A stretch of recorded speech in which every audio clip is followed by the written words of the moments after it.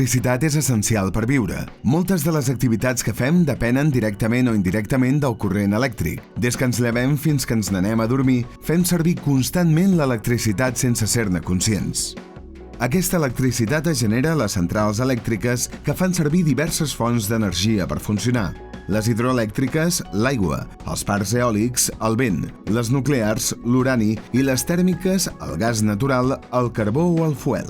Les centrals tèrmiques aporten una gran quantitat d'electricitat a la xarxa. Hi ha diversos tipus de centrals tèrmiques. Avui ens centrarem en les centrals tèrmiques de cicle combinat. Les centrals tèrmiques de cicle combinat fan servir el gas natural com a combustible per generar electricitat i es caracteritzen per utilitzar la combinació de dues menes de turbina. Una de gas, que gira amb els gasos de la combustió del gas natural, i una de vapor, que gira amb el vapor que generem aprofitant la calor dels gasos que s'originen en la combustió del gas natural.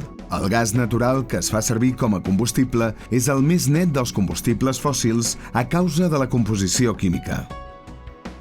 Com funciona una central de cicle combinat? El gas natural, que es fa servir com a combustible per generar energia, arriba a la central i es filtra i es condiciona a les necessitats específiques de pressió i temperatura perquè la turbina de gas funcioni correctament. A continuació, el gas natural entra a les càmeres de combustió de la turbina de gas, on es combustiona juntament amb l'aire que s'ha comprimit al compressor. La reacció de combustió allibera una gran quantitat d'energia tèrmica que fa que els gasos obtinguts s'expandeixin pel cos de la turbina. A la turbina hi ha un eix recobert d'àleps o pales que quan rep l'impacte dels gasos gira a una gran velocitat, 3.000 revolucions per minut. Aquesta energia mecànica de l'eix es transforma en energia elèctrica en el generador. El generador està format per dues parts, un rotor ple d'electroimants i un estator, cobert de bobines de material conductor. El moviment dels imants genera un camp magnètic variable que indueix electricitat en el bobinat. Els gasos de la combustió surten de la turbina de gas i es dirigeixen a la caldera de recuperació de calor. Allà cedeixen calor a l'aigua que circula pels serpentins i es transforma en vapor d'aigua, que serà la font de calor que fa girar la turbina de vapor.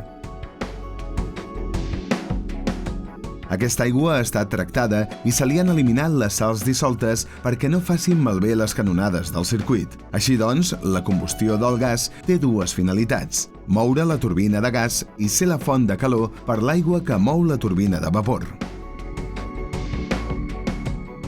Com ho aconseguim?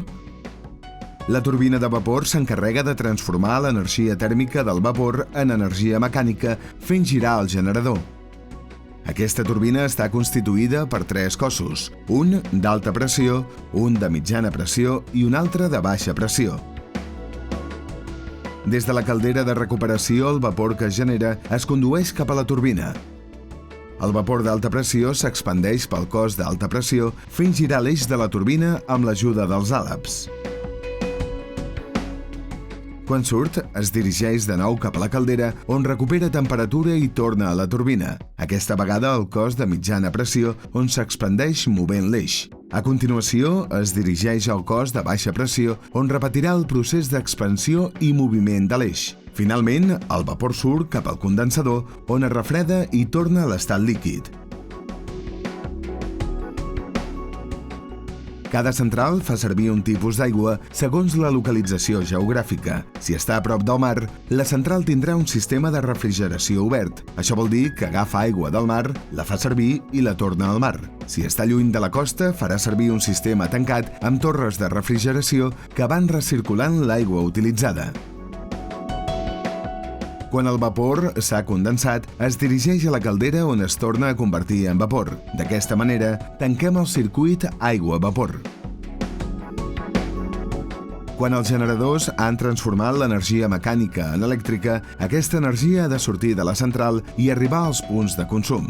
L'electricitat es genera en una tensió mitjana i s'ha d'elevar a una tensió alta. Aquesta operació es fa per reduir les pèrdues en forma de calor que provoca l'efecte Joule durant el transport. L'encarregat d'elevar la tensió serà el transformador que trobem a la sortida de la central.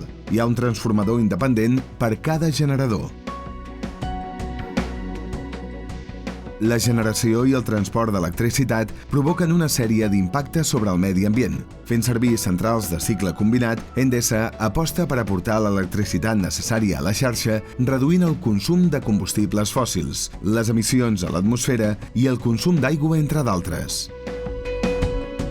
Avui en dia és impensable viure sense electricitat. És un element imprescindible en el funcionament del dia a dia a casa, del transport, de la feina i del temps lliure.